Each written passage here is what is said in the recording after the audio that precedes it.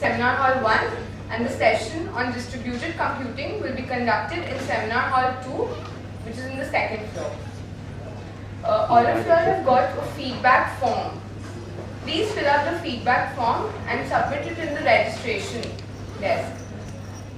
I would now like to invite Dr. Biswajit Sahu to chair the session.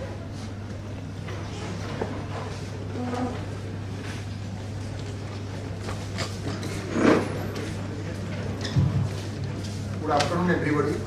Now we have invited talk on privacy through accountability, a computer science perspectives, and will be delivered by Anupam Datta.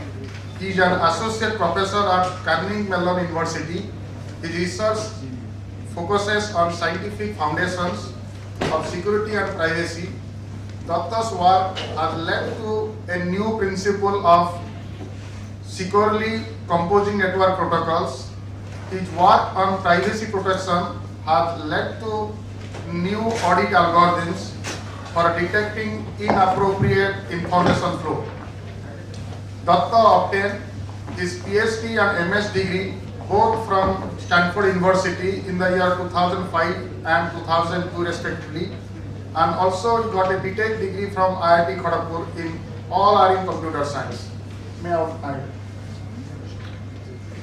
Thank you very much for the kind invitation. It's a pleasure and honor to be here. I grew up in Guwahati, which is a town that's very similar in character to this one. Small by Indian standards, about 2 million people, pretty big by US standards. I want to talk today about some work we have been doing at Carnegie Mellon over the last 6 years or so on trying to understand what privacy means in computational terms and developing algorithms with help protect privacy. The reason I put the subtitle a computer science perspective is that topics like privacy and accountability have been studied over centuries, decades by legal scholars and philosophers, and it's only recently that computer scientists have started looking at this problem. And this interaction between these disciplines is, I think, extremely critical for success in this area. This is a timely topic. We now live in a world where personal information is everywhere. Google knows what time I get up and what time I go to sleep. Facebook knows who my friends are and what they like and dislike. Amazon knows what books I read and what movies my wife watches. Apple knows pretty much where I am all the time. And my bank wishes me happy birthday.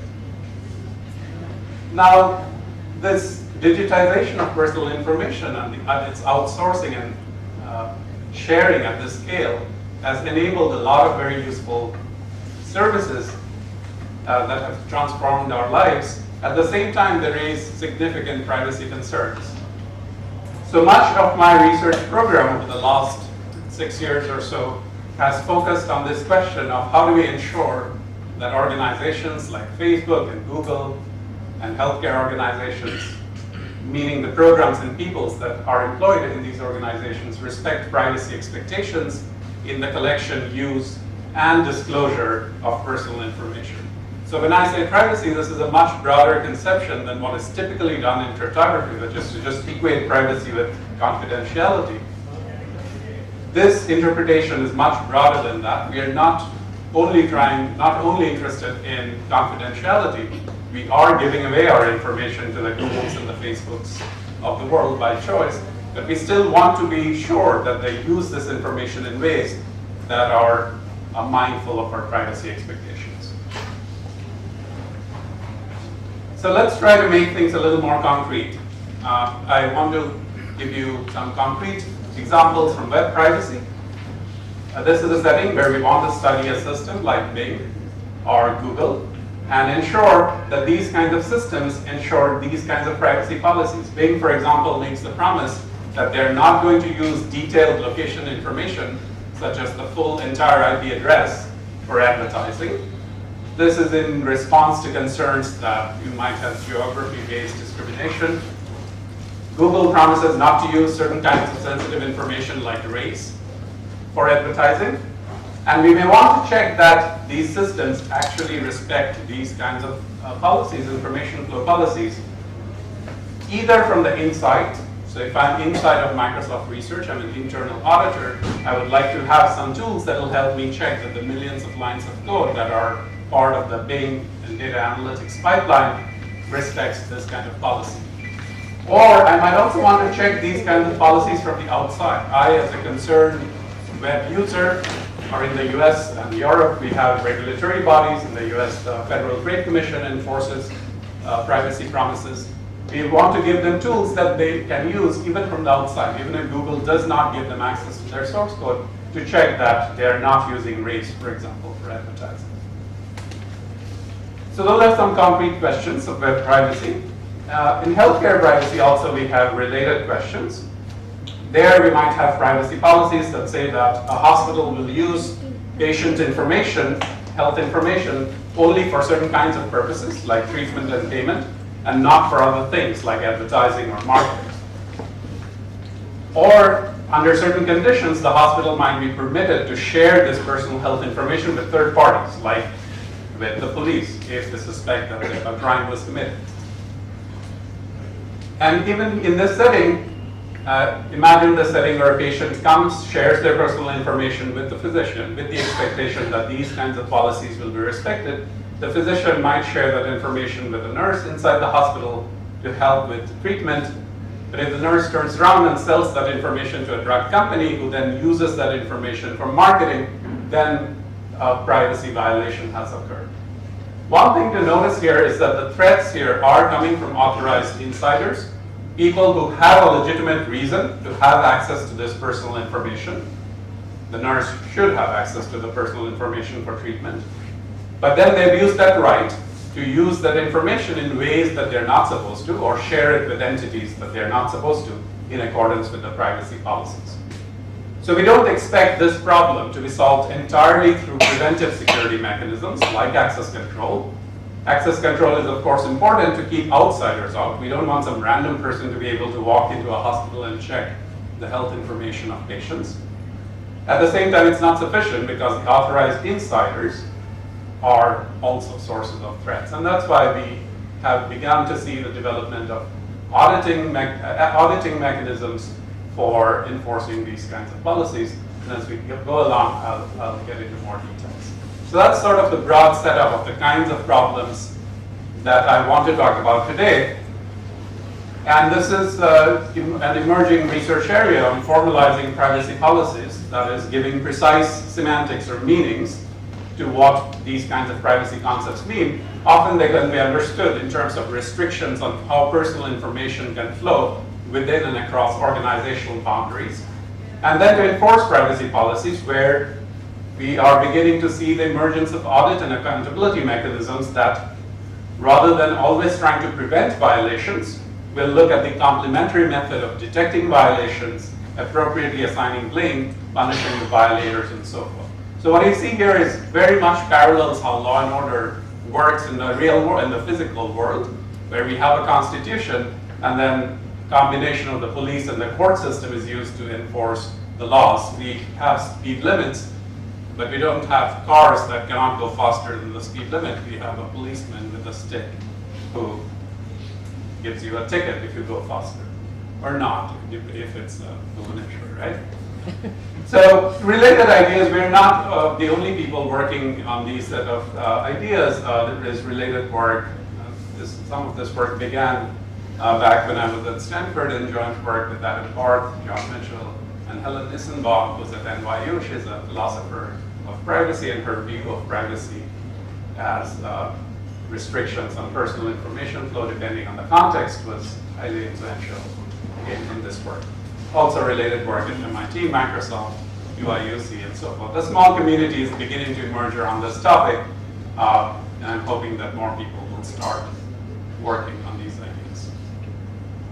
So let's now get into more details. Today I'm going to focus on detection, blame assignment, and auditing for punishments, the punishment regimes, and so forth, are other pieces of the puzzle that we have been working on, but the detection piece is the most well developed. And I want to start with the discussion of healthcare privacy setting and This will proceed in 2 acts, and you'll see why it decomposes naturally into 2 parts. And then, time permitting, I'll turn to web privacy and again talk about 2 interesting results in this space, which are much more recent. So let's look at a piece of a privacy law. This is a clause from the HIPAA privacy rule, which is a federal regulation in the US. And it says a covered entity, that's a hospital, may disclose an individual's protected health information to law enforcement officials for the purpose of identifying an individual if the individual made a statement admitting participating in a violent crime that the covered entity believes may have caused serious physical harm to the victim. Right? A long and convoluted sentence. And if this is beginning to make your eyes glaze over, HIPAA has 85 more of these ones. Right? And they're all put together in some convoluted mess. And you can imagine why computers have to really help us figure out whether the law is being complied with. So what I want to do is parse, take this long sentence, parse out the concepts in there, and I picked this one because it has all the concepts that show up across the board in privacy policies that we have surveyed. So first of all, often these regulations have clauses that refer to actions involving personal information. So in this example, you see a sender of the hospital, which is the agent P1, sends to an agent P2 some message containing protected health information. Agents are often organized into roles. There are a lot of people in the world. The law, however, governs people who belong in certain roles. So the recipient of this message, in this example, has to be a law enforcement official, like a policeman, or one who's wearing a dress of a policeman that the hospital might think is a policeman, right? So data attributes. Certain types of information are governed. In this example, it's protected health information. Prescription is an example of what protected health information is. There's a whole set of information that falls under this category. We often see temporal constraints. So in this example, it says that in the past, someone made a statement of a certain form. Other temporal constraints, we saw a little bit of temporal logic in the morning talk. Temporal constraints that show up in privacy policies include consent. So if in the past a patient gave consent, then it's okay to share information about them with certain kinds of third parties. Or notice, if a hospital has a breach, then they should inform the patients of that breach within a reasonable amount of time. It might be 30 days.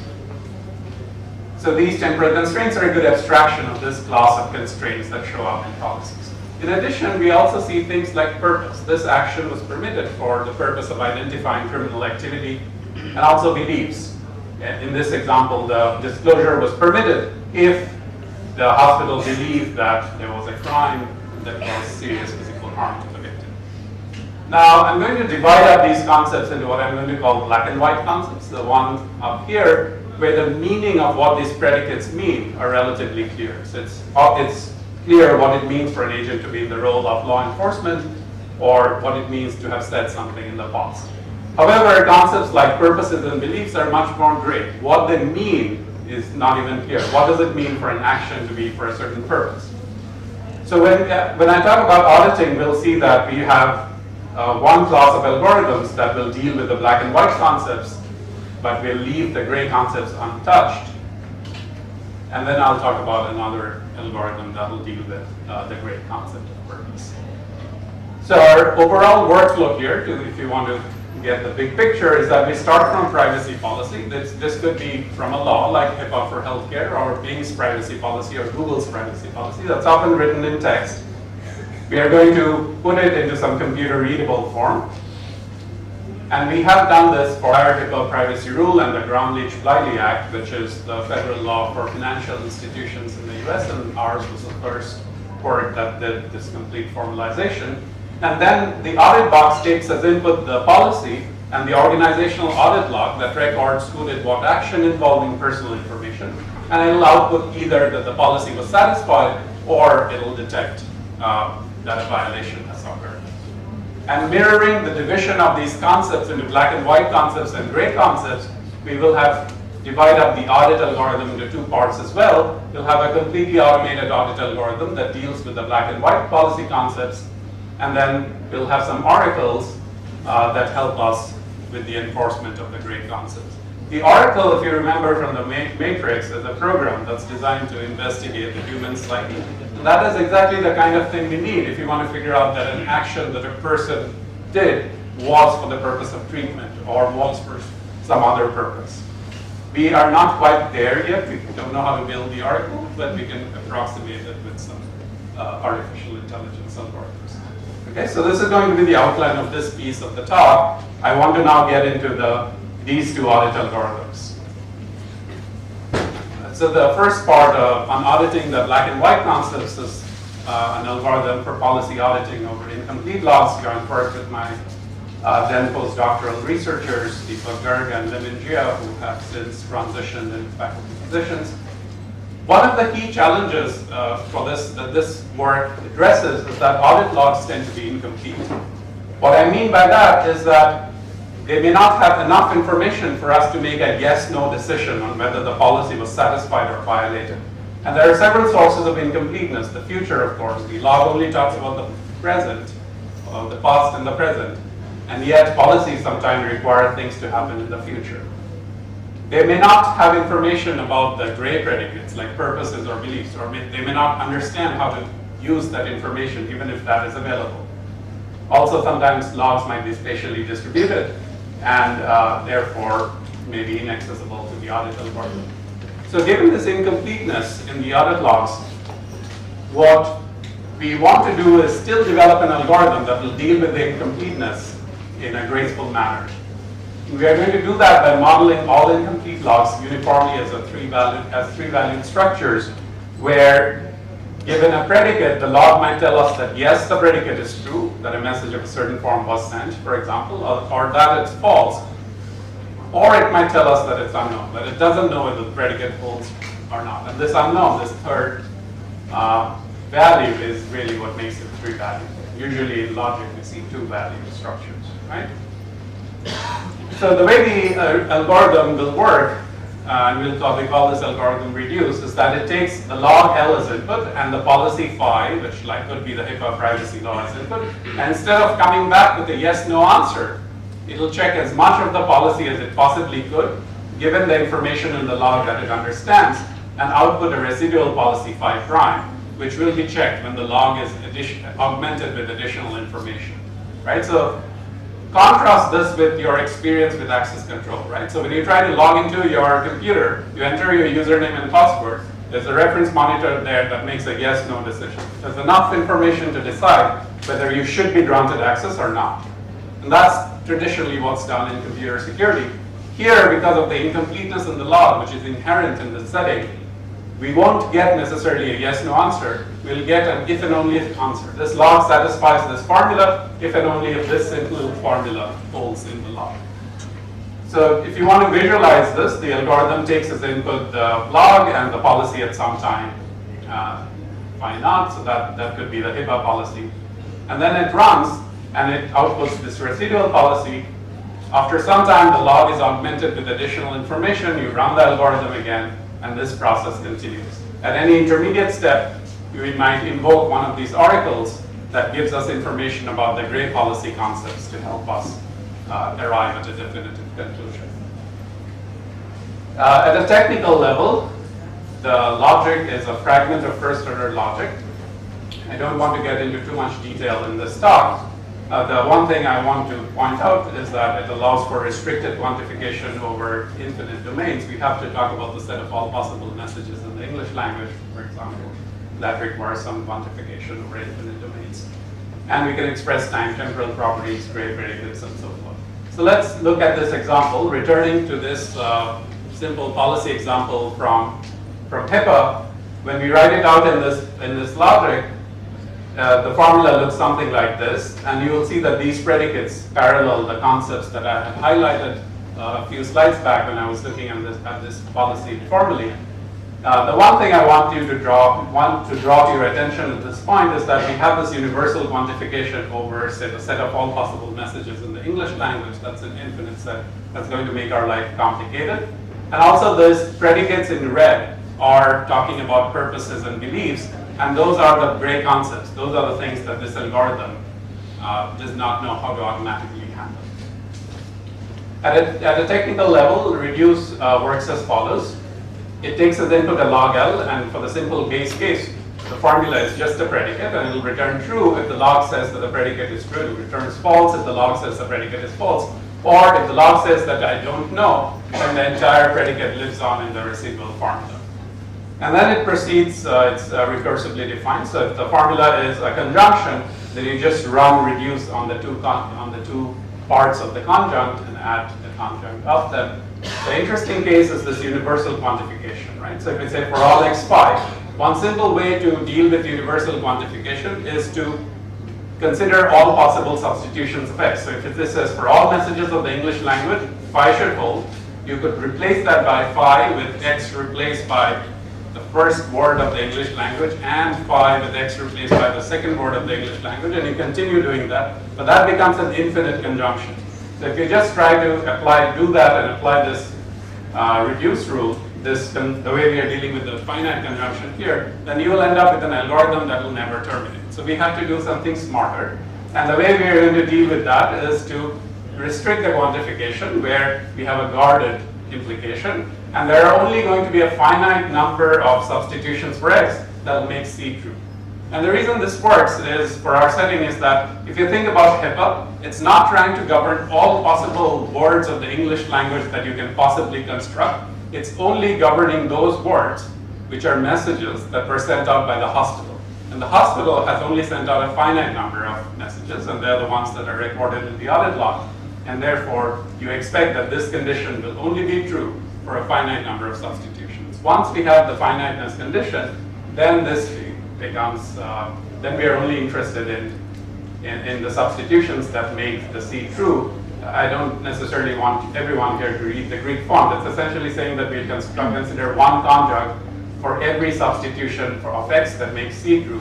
There's only going to be a finite number of them, and therefore this will become a finite conjunction. And this term out here is that policy lives on here because we might get new substitutions in the future, because remember that the logs are infinite. All right, so this is the only technical piece at this level of detail in this talk, so thank you for being brave. What I want to do is just mention that we have a general theorem that says that if the initial policy passes a syntactic mode check, this is an idea from logic programming, then finite substitutions can be computed. So all of this can be done efficiently. And these syntactic checks are passed by the entire HIPAA and GLBA privacy rules, which means that this algorithm works in practice on laws that we care about. Yes.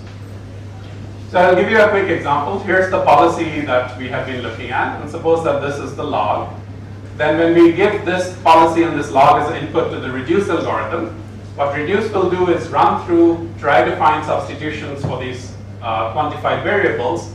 It will match in the log, see that the sender was the UPMC hospital, the recipient was the Allegheny police, and so forth. It populates the substitutions, and then it evaluates the formulas. And in this particular example, all of these predicates will become true, except that the red parts, the gray concepts, will live on because information about that is not available in the log.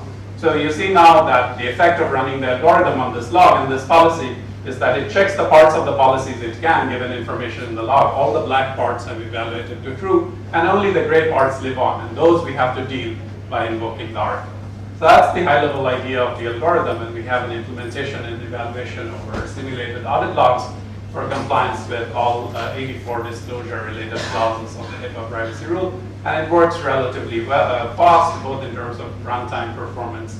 And the other interesting thing is that it can automatically check about 80% of the atomic predicates in HIPAA, which means that the algorithm is actually quite useful. So it's not, we could imagine a degenerate case where everything in the law is gray, and therefore the algorithm is not able to automatically check anything at all, which would be a spectacularly useless algorithm. This is not that for HIPAA, right? So for HIPAA, about 80% of the predicates can be checked automatically, which means that we have reduced the work of the human auditor. And we are doing some ongoing work with UIUC and in the Illinois Health Information Exchange to build a prototype system for them. And also there is some transition of ideas, if not exactly this particular algorithm, to semantic research. The distinguishing characteristics of this work is that we have a general treatment of incompleteness in audit logs and the quantification over infinite domains, and the first complete formalization of HIPAA privacy rule and ground-leaf-Wiley. And this is very similar to work in runtime verification and propositional logic. There has been a lot of work. This is a first-order logic, and that makes things more complicated. There is some work in this neighborhood, including some recent work from David Basin's group, but they don't have the expressivity that is needed for this class of applications.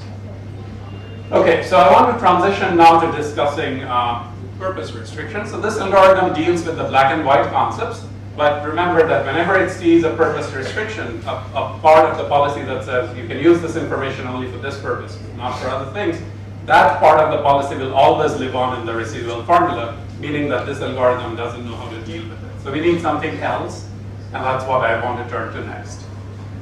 So our goal here is to give a semantics to not for purpose restrictions and only for purpose restrictions, meaning that policies that talk about information not being used for a purpose or information that is used only for a purpose, that is parametric in the purpose, meaning that should work for all purposes. And then to provide an audit algorithm for detecting violations for that semantics. So let me try to explain the central idea with a simple running example. So in this case, the policy is that medical records should be used only for diagnosis, right? You see the only for restriction that says that this type of information, medical records, should be used only for this purpose, that is diagnosis. So imagine this setting where a technician in a hospital, a technician takes an X-ray, and he has two choices. He could ship over the record without adding the X-ray to a drug company. Let's say he's doing that on the side to make some money, and the drug company is not doing any diagnosis. They're just using that information, let's say, for advertising, right? So if he chooses this path, his action is definitely not for diagnosis. So whatever definition we come up with for what it means for an action to be for a purpose, we expect that if he did this action, that's not for the purpose. That's a sanity check. On the other hand, he could add the X-ray to the medical record and ship it over to a specialist who then does diagnosis using that information.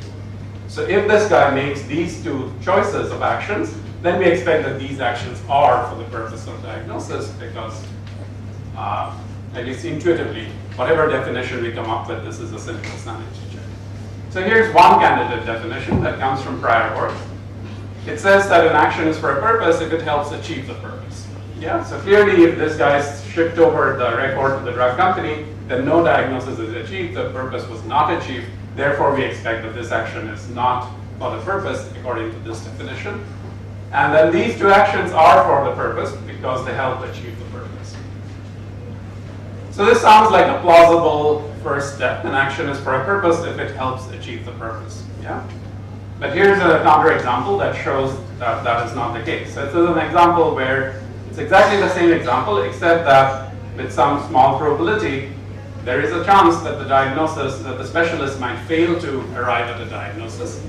So from here, although the record was shipped to the specialist, he failed to make a diagnosis with probability 1/4, and with probability 3/4, he does make a diagnosis, right?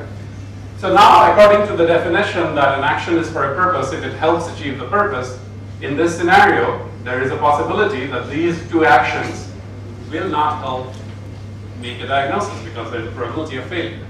And yet it seems incorrect to say that these two actions are not for the purpose of diagnosis. The difference here is that the definition, when you say that an action is for a purpose that helps achieve the purpose, does not really capture intention. What we should be after, if you're trying to say that an action is for a purpose, is to capture intention, that the action was done with the intention of achieving the diagnosis. That is what we should try to capture rather than the diagnosis was actually achieved. Right? So we might study hard and expect to be top of our class, but if we don't end up being top of our class, that does not mean that our actions were not for the purpose of topping the class. It's not based just on the outcome, it has to also capture intention. So instead what we are going to do is to say that at every choice point, the agent makes the best possible choice. Yes? So if you look at the choice point for the agent up here, he could have either done this action, in which case it definitely does not get a diagnosis, or he can do this action followed by this, in which case the expected value that he will arrive at a diagnosis is non-zero. So to make things a little bit more formal, our thesis here is that an action is for a purpose if it is part of a plan for furthering the purpose. But where by plan I mean that at every choice point the agent makes the best possible choice. Right? And this is more than a play on words. because planning is something that we know how to formalize in computer science using models like Markov decision processes, which is exactly what those bubbles, those pictures with the bubbles and transitions were. And that gives us a basis for an auditing algorithm that takes as input the purpose restriction policy. The auditee's behavior is recorded in an audit log, that is, what actions did he actually perform and what the outcomes were. And a decision-making model, which is like this picture with the bubbles and transitions, which exposes what choices he had. And then the audit algorithm can come back and say that yes, the policy was violated, or that it was obeyed, or in some cases it might be inconclusive. So in a little bit more detail, what's inside this box in our example is that policy is saying that the record should be used only for treatment. The audit log might record that the top branch was picked in our example, which always results in diagnosis not being achieved. And the decision-making model is this kind of choice diagram, the diagram with the choices, which is technically a Markov decision process. And then the algorithm will check if this observed behavior could have been produced by an optimal plan for that purpose, meaning that did the agent make the best choices? And the answer to that is no, which it is the case in this case, then you get a violation of the policy. So our thesis, just to summarize this part of the talk, is that an action is for a purpose if and only if that action is part of a plan for achieving that purpose. And planning, we know how to formalize with Markov decision processes, and the audit algorithm detects policy violations by checking if the observed behavior could have been produced by an optimal plan. Okay, so that brings me to the end of the discussion on healthcare privacy. I will now transition to a discussion on web privacy. So in healthcare privacy, our concerns, our threats were primarily arising from people, and the audit mechanisms took as input the behavior of the people, as recorded in an audit log, the policies that they were expected to follow, and then came back with the answer about whether the policy was satisfied or violated. Right? When we transition to web privacy, we will primarily be interested in checking whether programs are respecting privacy policies. So again, I will divide up this part of the discussion into two pieces. I first want to talk about a setting where we check the Bing implementation for compliance with its privacy policies, and this is joint work with my student Shayad Sen, who spent the summer at Microsoft Research India in Bangalore, and a bunch of people at Microsoft Research. So the setting here is we have an internal auditor inside of Microsoft. That's my student, although he doesn't look quite like this. And he has access to the source code of Bing, and that's a really large piece of code, several million lines of code.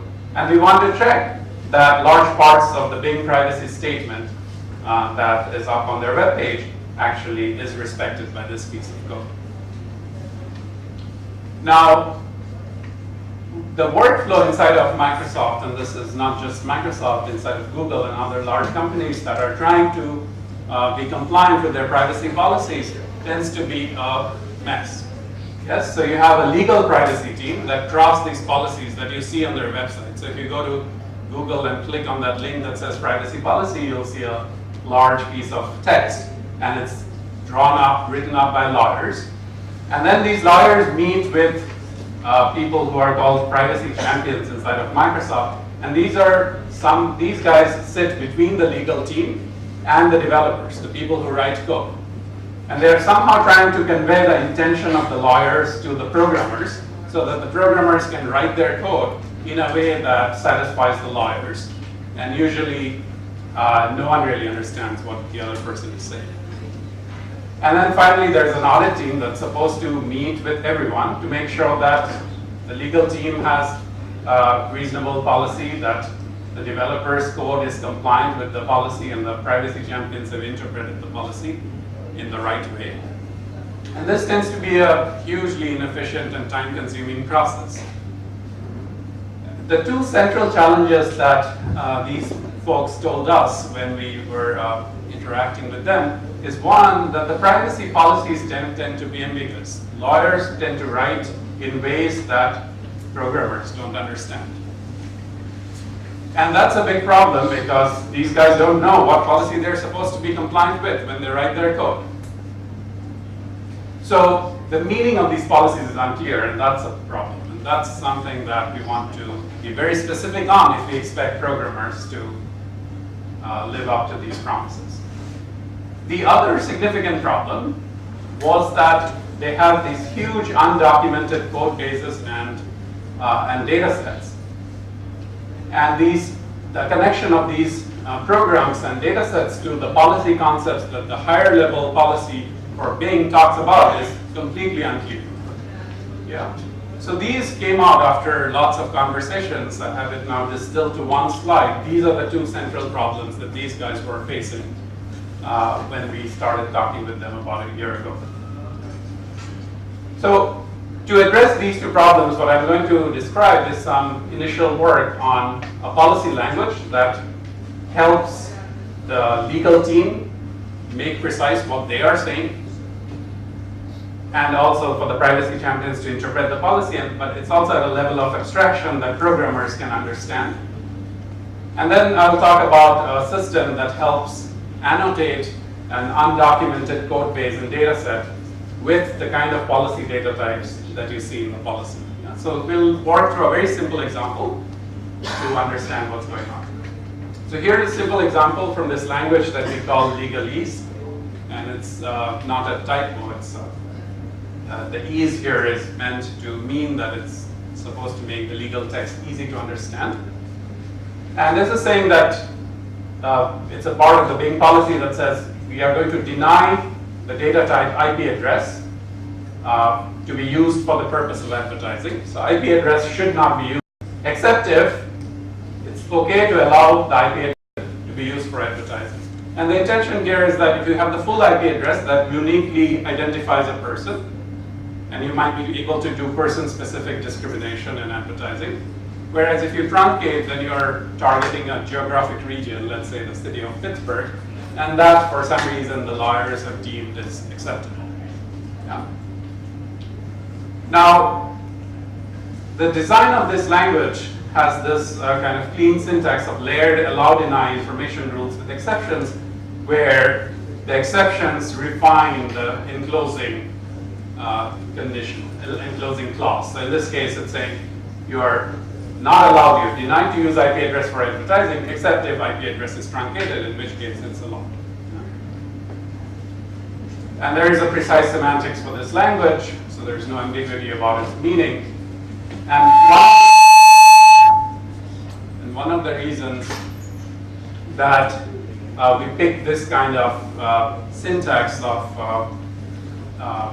for this policy language is that we found that legal text, and it's not just the Bing policy, tends to have this form of deny a bunch of things except it. The structure of allow, deny, layered exceptions shows up all over the place in privacy policies, and it seems to fit well the mental model of the legal team. And then we did a user study of this language with the Microsoft privacy champions, and they were able to use this language and encode the Bing policy in about 15-20 minutes. So that gave us some hope that this might have some potential application adoption at Microsoft. Okay, so that's part one of the problem. Part two of the problem is that when you go inside this system at Microsoft, you see these tens of millions of lines of code. Those are these processes. And they take as input a bunch of data sets, and then they act on those data sets and output additional data sets, which are then fed down the pipeline. So this is the data flow graph, where the purple boxes are the data sets, and the light blue ones are the programs that are operating on them.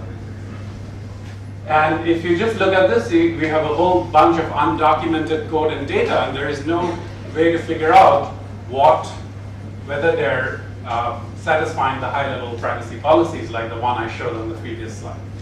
So the goal of this system called GROP, GROP meaning to understand, is to try and annotate this code and data with the policy data types. Yeah? So what we expect is that after we run this tool called GROP, we will be able to figure out that this data, this table is a bunch of names, this table is a bunch of ages, this is a bunch of IP addresses as some kind of unique identifier. And then these processes, this is a new account creation program, this is a geo-IP location lookup program, this is a login program, and so forth, right? So this is where we would like to go to, where from an undocumented code base and databases, we populate them with policy data types. Now you see that these data types are exactly the kind of things that the policy governs. It says that IP address should not be used, for example, for advertising. And then we can do an information flow analysis once we have this information to figure out, for example, that IP address is used for checking account hijacking, or that IP address is used for this ad reporting, and so forth. So one way to do that is to figure out what the labels for these source nodes are, and then propagate them via the data flow graph. Now, it turns out that you could, of course, manually annotate all of these source nodes, but that will take a long time. But it turns out that this graph has a particular structure where the number of source nodes is very small, and just labeling 200 lines of code manually gives us the correct labels for 60% of the code base, which was a pleasant surprise for us. So I want to show you how things could go wrong. Here's an example of a policy violation. You see here the IP address flows all the way to this ad reporting program. And remember that the policy says that IP address should not be used for advertising. This reporting is part of the advertising job, and that would be a violation. And the system can automatically find violations of this form and then pinpoint the path to them. And one way to fix it would be to interpose this truncation job, which would remove, let's say, the last 4 bits of that IP address. Yeah, so that's the way in which we expect this tool to be used, and it is being used in a production system at Microsoft right now. So this is a pleasant thing that I pointed out, that about 200 annotations label about 60% of the nodes. And we went through a particular bootstrapping process where we picked the most frequently appearing column names and propagate the label using graph flow. And pick the nodes which will label the most of the graph, and it turns out about 200 annotations label about 60% of the nodes. And the scale of the system is huge. This is a place where we really need an automated tool, because if you look at this graph, this is the number of data flow graph nodes added each day. It's about 50 million on average. These are numbers from towards the end of last year. And there's about 77,000 jobs that run each day by 7,000 entities. There are 300 functional groups inside Microsoft, about 1.1 million unique lines of code, 20% of it changes daily. Manual audit to check for compliance with Bing's privacy policy at this scale is completely infeasible. The information flow analysis, which is now running in their backend Cosmos system, takes about 30 minutes to run daily and produces potential violations that could be useful for detecting and fixing compliance issues. So the revised audit workflow that we have right now with this new system is that with legalese and grok, things are a lot more streamlined. The legal team encodes the policy, and then the privacy champions refine the policies if the legal team doesn't make some mistakes. These guys are going to sit between them. The developer writes codes independently, and then from that code, using code analysis and developer annotations, grok helps annotate the code. Now the annotated code can go to this automated checker along with the legalese policy, and potential violations are identified, which are then inspected by the audit team. The audit team can provide feedback to the developer to either fix the code if it is a real violation, or to update grok if the data type mapping, if the data inventory was off. So that's where we are with this system. So there's a lot of excitement inside of Microsoft about this system, and it's being used right now on a prototype basis on their real system, on the real systems. In the remaining few minutes, I want to briefly touch on another result on what we call information flow experiments, done with my former student Michael Schantz, who's now at Berkeley, my current student Ahmed, and Jeanette Wing. So the motivation here was this study from Latanya Sweeney, last year, showing that she did this search of names that were predominantly black names and names that were predominantly white names. And she found that for a disproportionate number of people with black names had this arrest thing show up as one of the top search results, right? So this was suggesting a form of digital discrimination, that people, that based on the race, there might be a greater indication that you might be arrested. And even if you're not, some people don't always click on the link. An employer might be might be doing a Google search on you before they decide to hire you. And even if you are not arrested, the very fact that you could have been might result in higher discrimination. So more broadly, the setting here is that when users interact with Google, they provide search terms and see ads back. And the question is whether there is a flow from search terms to ads. And especially if the search terms are sensitive like race, and you see a significant difference in the ads that you see, that can be concerning as a sign of discrimination. Now the setting here, which is slightly different from the setting that I was talking about with Microsoft and Bing, is that now the analyst, the auditor, is on the outside.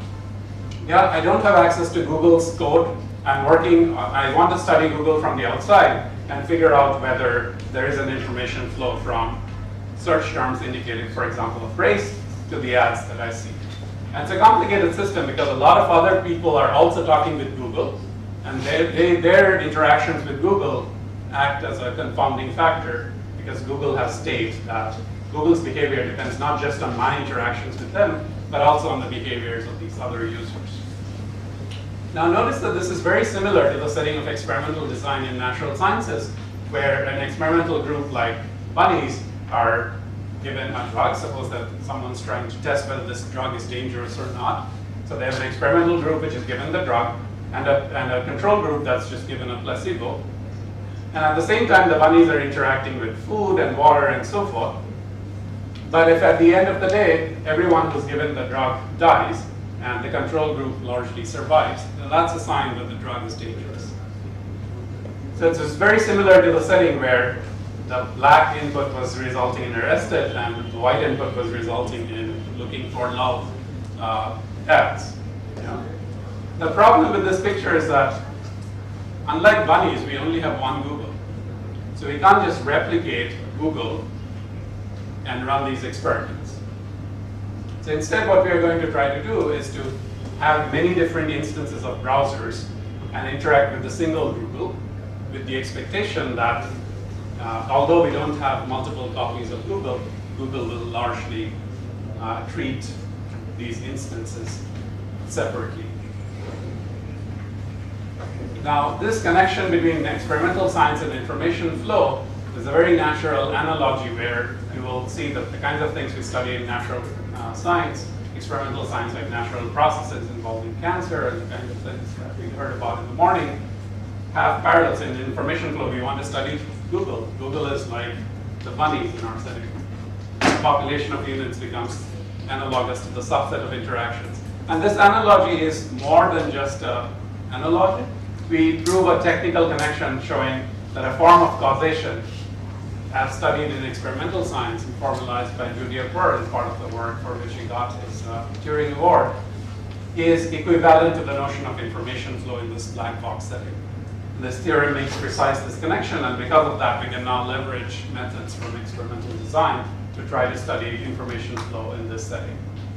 Now, I want to point out some subtleties that we discovered as we started doing these interactions. The first thing was that usually in experimental science, you assume that the units are independent, the bunnies are independent.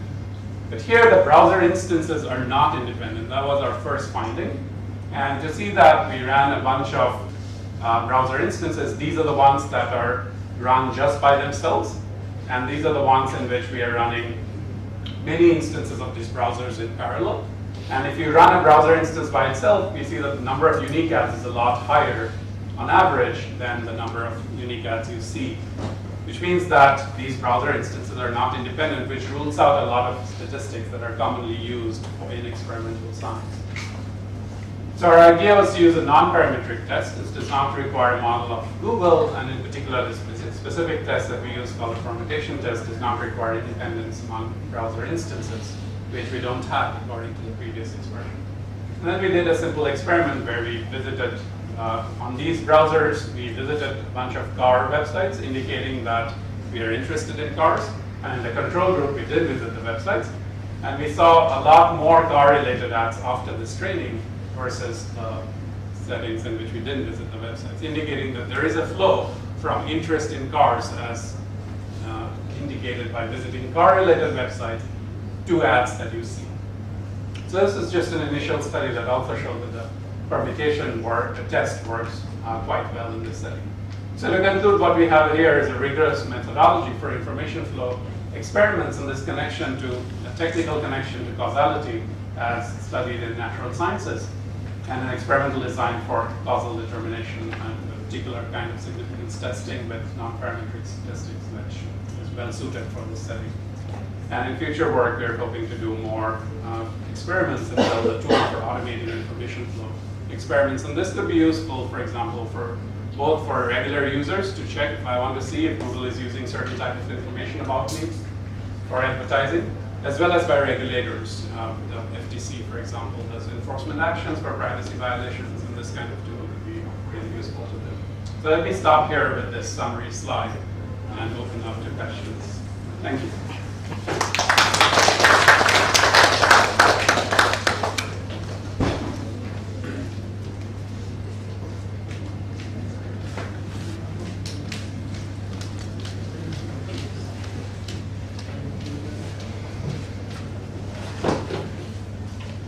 I have one question regarding the healthcare privacy model. How do you cope subjects with multiple roles? Let's say you have a physician who acts for a drug company, plus he is also treating private patients. So he has different roles, and he can exploit one role to get information, but then he bypasses your system. So the policy will govern his role and will keep track of his role. Right? So a physician is, so it depends on how the system is implemented. If he's authenticated in role A versus role B, then he will be able to do different kinds of actions. Let's say he uses the wrong role just to exploit. Right, so in this work, we're assuming that the role information is correctly given to this algorithm. There is other work on role mining, which people have been doing to figure out whether the roles are even correct. Yeah, so in role mining, you assume that the way you're going to figure out what an agent's role is by mining his behavior and comparing it to the typical behavior of people in that role. So that could be used, for example, to figure out what the typical behavior of the doctor is in role A versus role B. And if he pretends to be in role A while he's really in role B, then that will show up as an anomaly. Okay, thank you. Dr. Anupam Datta with Bouquet and Momentum.